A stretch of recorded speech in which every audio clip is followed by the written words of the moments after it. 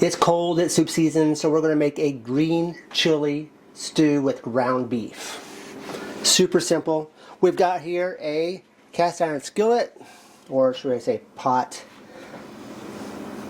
Alright, you know, there's a little floaty sometimes, especially when you have a dog, so you gotta make sure you keep that dog out. Alright, to that pot we're going to add 1 onion that we've diced, and we're going to add 1 pound of ground beef.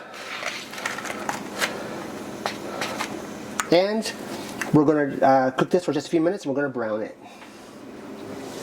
Alright, our meat is browned. We're going to add 2 teaspoons of salt, 1 teaspoon of ground cumin,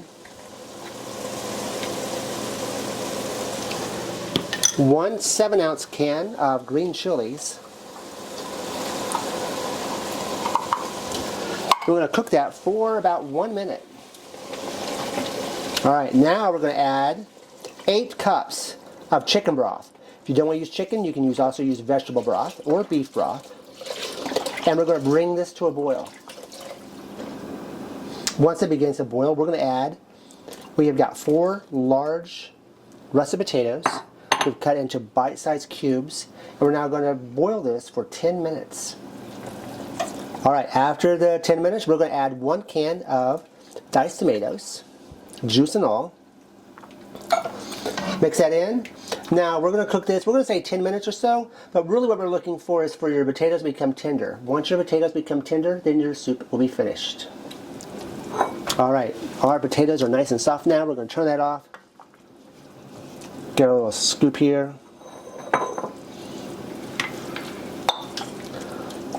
Put our soup in it. If you want, you could add a little chili powder to it, or you know, some other spices. This is a wonderful basic recipe. We're going to serve it with some cracked southern cornbread. And there we go. A delicious green chili stew with some ground beef. Give this recipe a try.